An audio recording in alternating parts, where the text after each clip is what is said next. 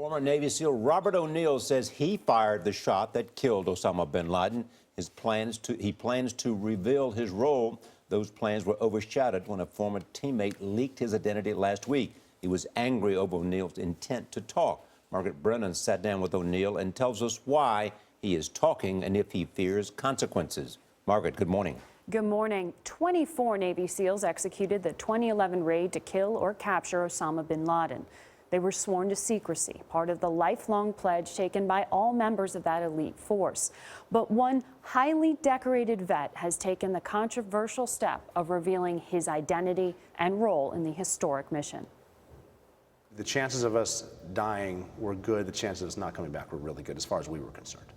Former Navy SEAL Robert O'Neill says he killed the world's most wanted man. I turned and went to the next room, and then I was looking at Osama bin Laden, and that's when I shot him and killed him.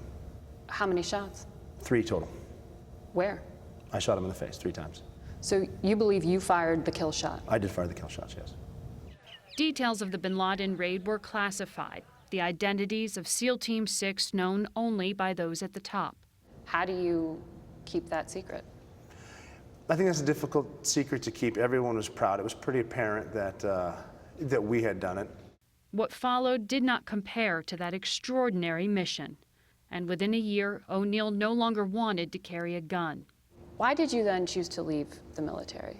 Like a lot of guys that are still there now, I stopped getting adrenaline when people would shoot at me. And I knew that could lead to complacency, because if I'm not afraid of that, I might do something stupid thinking I can't get hurt.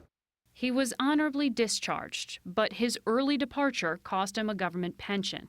So he launched a career as a motivational speaker. After 2 years and some tough financial times, O'Neill decided to share his story, a controversial choice he made after meeting with the families of those killed in the 9/11 attacks. The criticism is you're cashing in. What do you say? Well, I would say if I was cashing in, I would have written a book as soon as I got out. I haven't written a book. I'm not writing a book. You know, one of your teammates did write a book. Yes. He goes by the name Mark Owen. He spoke to 60 Minutes, my colleague Scott Pelley, about his experiences that night. He used a pseudonym. He disguised himself. Why aren't you? It was meeting the 9/11 families and having someone there being honest, telling the truth, giving them closure. The two former SEALs give different accounts of the mission. O'Neill maintains that he fired the kill shot. It was about the team. Owen claims they both did. I can't speak for him, and I can't say what he saw. I think he's saying what he saw, and I think it can be foggy. All I can do is tell you what I saw for sure. I'm telling my end of the story. But the disclosures may have legal consequences, and top officers at the Naval Special Warfare Command recently warned other SEALs to stop talking. Well, the Pentagon told us that they're listening to what you're saying publicly. They're monitoring it. Okay.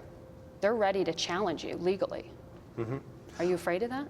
No, I would rather that didn't happen. Everything that I've done so far, I've done with them in mind, with respect for the Pentagon and the Department of Defense and what they're doing. I think it's hard for people to reconcile the idea when you're saying it's not about me, when you're the only face and the only name they have.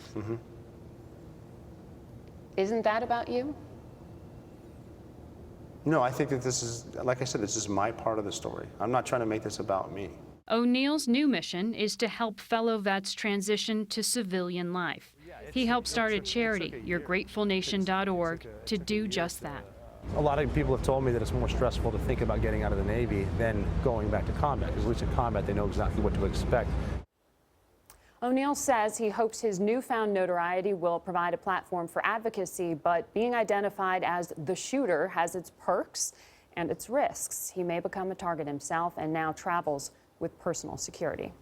I mean, why is he doing this?